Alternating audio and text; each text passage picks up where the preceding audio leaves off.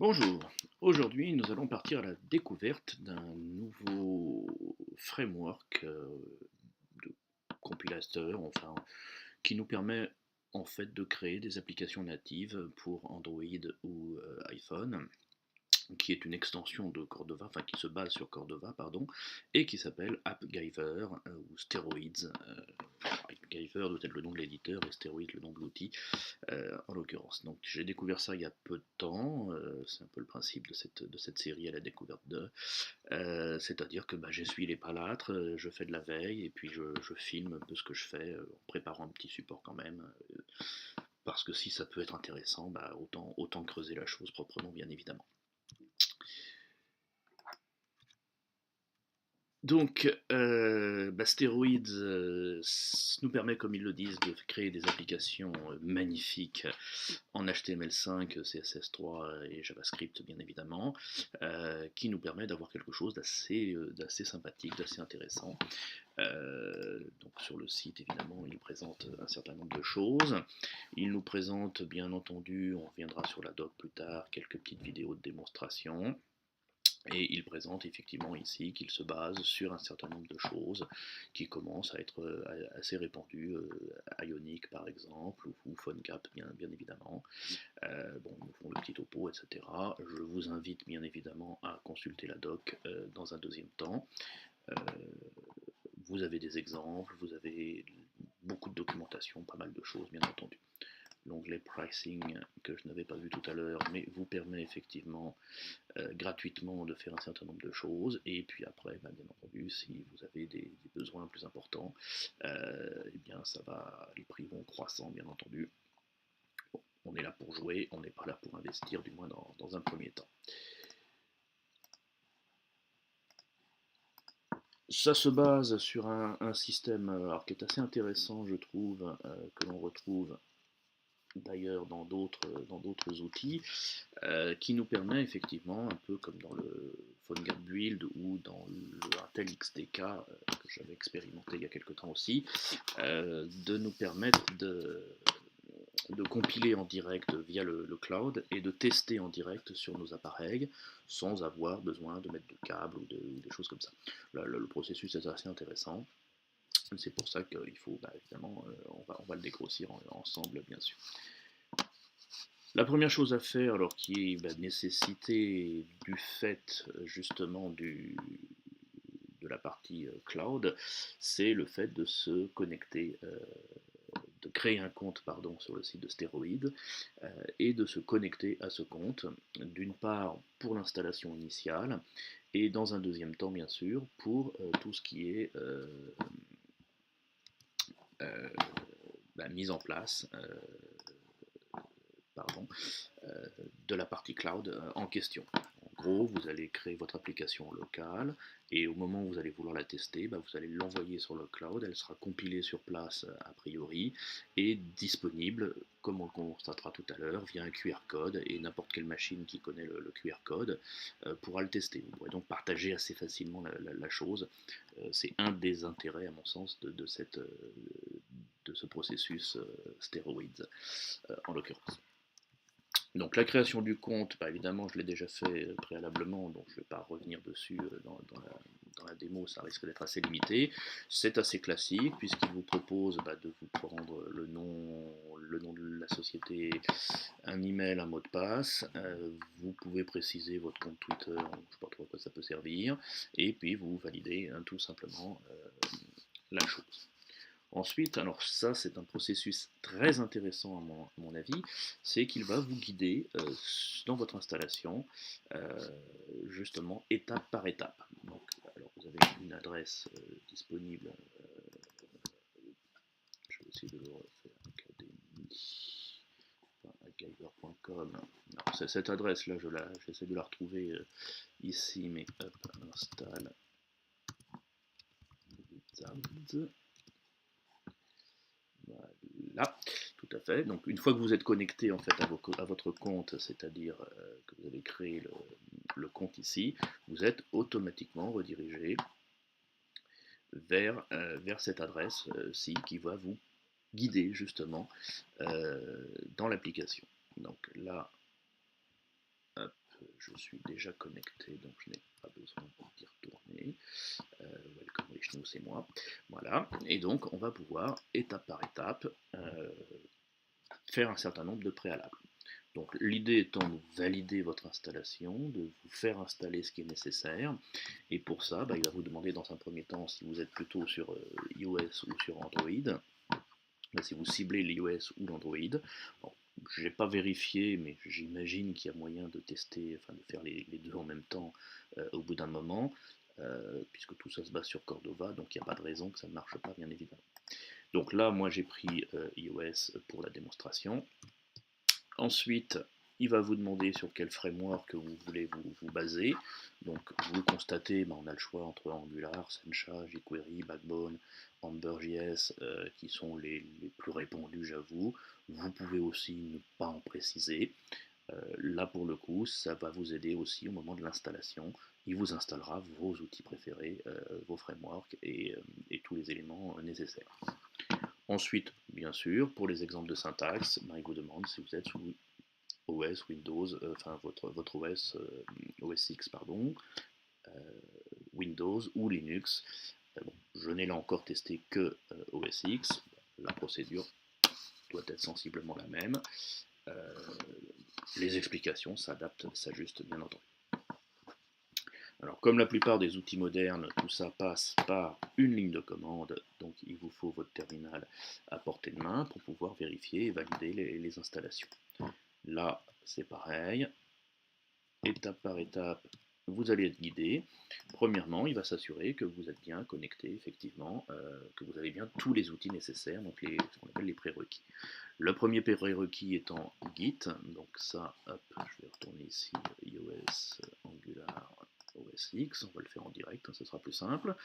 Là, soit vous l'avez, et bien évidemment, il y a de fortes chances que vous l'ayez parce que ça devient indispensable.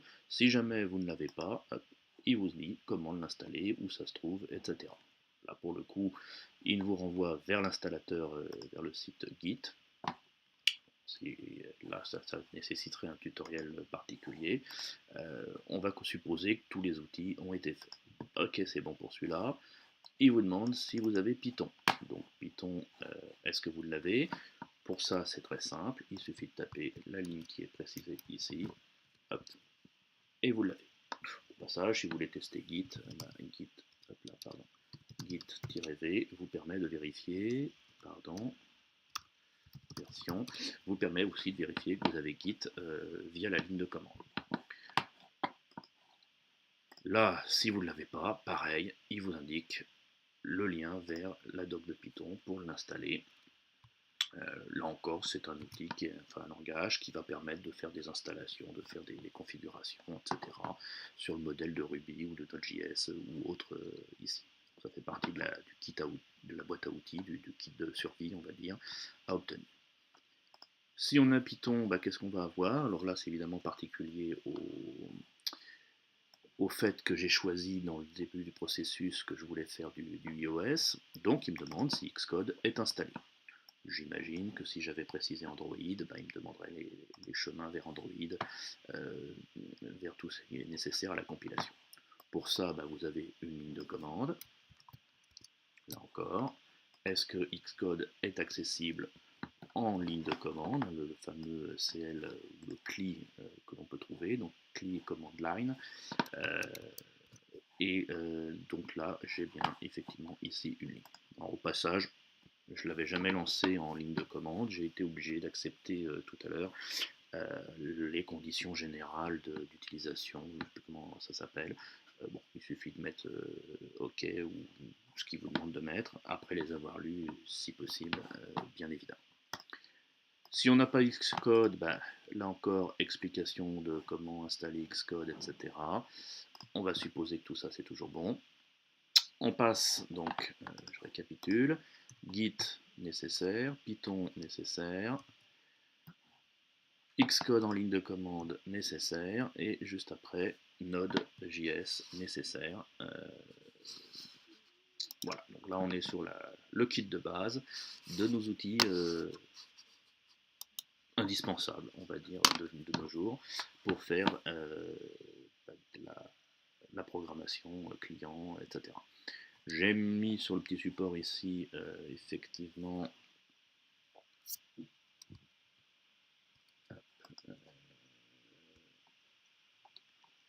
ici les différentes lignes de commande pour vérifier, donc le git-version pour avoir la version de git. Si vous avez une erreur, c'est que vous n'avez pas git. Le python-version si vous testez pour tester Python, pardon. Alors là, ligne de commande un peu plus compliquée, je vous la laisserai la lire ou la récupérer évidemment en copier-coller sur le site de Steroids pour vérifier que vous avez bien le Xcode et le node-v. Attention, pas version, hein, c'est un coup l'un, un coup l'autre, ça dépend des outils, pour vérifier votre version de Node.js. Une fois qu'on a fait tout ça, ben, on a effectivement l'installation de Steroid en lui-même, qui est un paquet Node.js et qui va donc s'installer de manière très simple avec npm install et steroid-g plutôt pour l'installer de manière globale. Donc là vont défiler un certain nombre de choses, je ne vais pas le refaire parce que ça, je l'ai déjà fait d'une part et puis ça prend un petit peu de temps, mais grosso modo l'installation va commencer par vérifier si vous avez bien tout installé, va vérifier les prérequis en question. Donc là j'ai un petit warning sur Git que j'avais pas vu passer, mais la capture écran n'est peut-être pas à jour parce que j'ai relancé le processus plusieurs fois. C'est assez fréquent quand on fait un npm install de devoir le relancer parce qu'il y a des warnings, des dépendances, des coupures de réseau, des choses comme ça, enfin bon, j'en passe. En principe, on le lance une fois, ça peut passer tout de suite, on le relance, généralement ça passe. Et puis sinon, j'avoue que je ne pourrais pas vous aider des masses, n'étant pas spécialiste évidemment, mais vous trouverez beaucoup de forums sur le sujet. Une fois qu'on a ça, ligne de commande toujours, il faut que l'on se connecte avec une commande steroid login. Alors, steroid login, je vais la refaire ici. Steroid login. Steroids, pardon. Ici, qui va vous rediriger de mémoire vers... voilà, bon, là je le suis déjà, mais sinon il vous redirige vers le navigateur pour vous demander de vous identifier et il revient sur la ligne de commande en vous disant de vous connecter. J'avoue que je vais rester connecté, on pourrait tester le logout, mais j'imagine que ça marche. Steroids help devrait marcher aussi, j'imagine, pour voir toutes les commandes disponibles. Donc vous voyez, on en a un certain nombre que je n'explorerai pas aujourd'hui dans ce petit tuto rapide, mais on va voir les commandes véritablement de base pour faire un petit projet. Là, je m'étais connecté au moment de la capture, donc redirection vers le navigateur, et au retour, il nous indique que je suis connecté avec le navigateur, etc., avec votre code client, etc., etc. Une fois qu'on a ça, chose assez importante, il vous faut récupérer le scanner, le AppGiver scanner. Alors, j'ai fait la capture et la redirection vers la version Apple, pardon. Donc il vous le faut sur votre tablette ou votre iPhone ou votre iPad, ou les deux bien évidemment. Il existe aussi en version Android.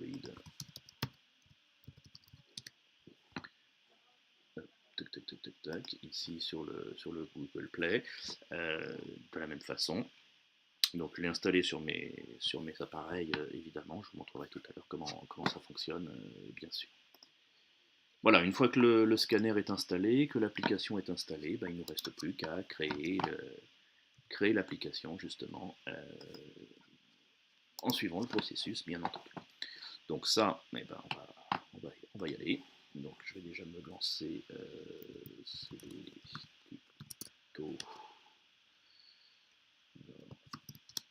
donc oui, je fais dire qui est un alias vers un ls particulier, hein, ça c'est l'équivalent du ls-il pour ceux qui ont remarqué qu'effectivement dir n'est pas une commande native du Mac sur mes tutos.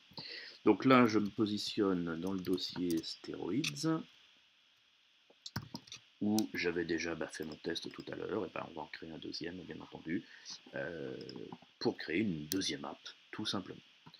Donc pour ça, on a une commande. Alors les commandes ressemblent un petit peu aux commandes Cordova, puisque ça se base.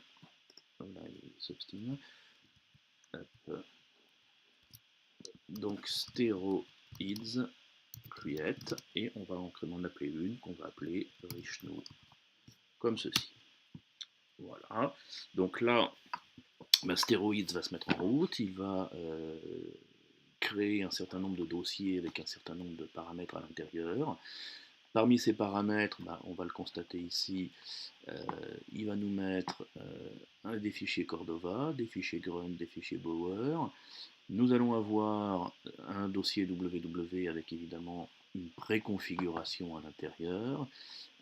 Et puis il va lancer les commandes Bower et npm install pour pouvoir compléter les dépendances et mettre en place tout un tas de choses.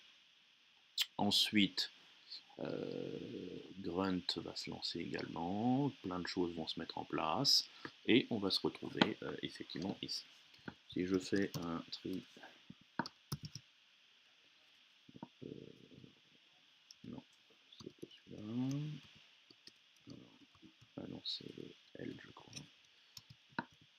Voilà, mort. Je suis pas encore tout à fait à l'aise avec le Mac sur certaines choses.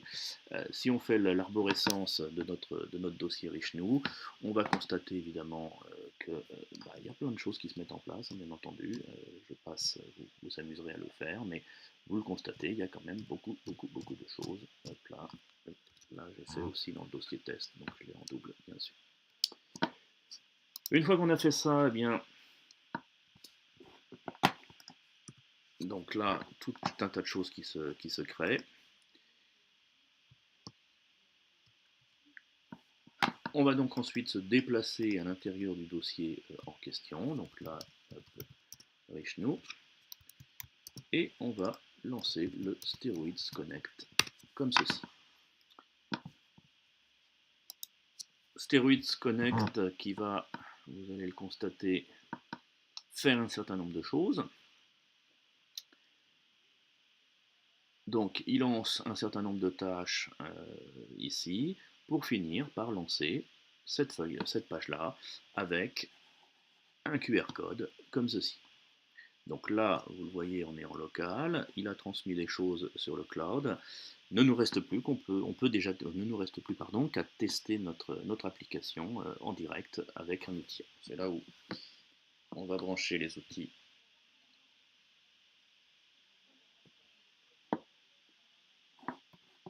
Hop. Donc là, on met la caméra en place. On prend la tablette, hop, comme ceci. Alors, attention au reflet, bien entendu, ici, et sur la tablette, hop, on va prendre le scanner comme ceci. Donc QR code, bien entendu, je vais mettre la caméra à côté pour qu'on puisse scanner. Donc là, je vous présente en passant l'application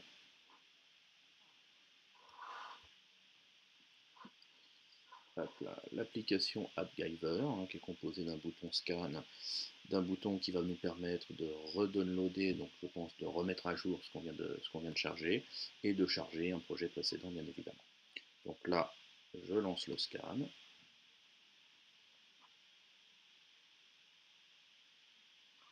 Et je me mets en face, comme ceci. Il y a un petit délai d'attente, c'est pas facile à filmer, mais grosso modo, hop, vous le voyez, l'application est en place, j'ai scanné et j'ai le résultat de mes étapes précédentes. C'est assez facile, assez rapide. Donc vous le voyez, assez intéressant, beaucoup de AC dans cette phrase. Donc le fait qu'on se connecte ici, à transférer les choses sur le cloud. C'est scannable par le QR code. Il suffit de le scanner et on a notre application sur notre tablette. Donc vous le voyez, c'est quand même un processus assez intéressant, bien évidemment. Alors, qu'est-ce qu'on a dans la boîte? Dans la boîte, il suffit d'aller voir. On va donc créer un petit projet avec mon ami NetBeans dans le dossier Richelieu.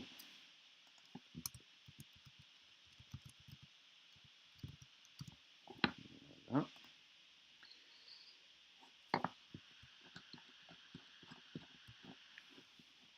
Donc, on retrouve l'arborescence de fichiers qu'on avait tout à l'heure, avec donc le fichier, le dossier W qui sera celui qui nous intéressera évidemment le plus, dans lequel on va trouver un dossier, un fichier index.html. On le constate, on va l'ouvrir. On a également un certain nombre de fichiers de configuration pour Android, iOS et Tizen ici, plus des feuilles de style, etc. Bien évidemment.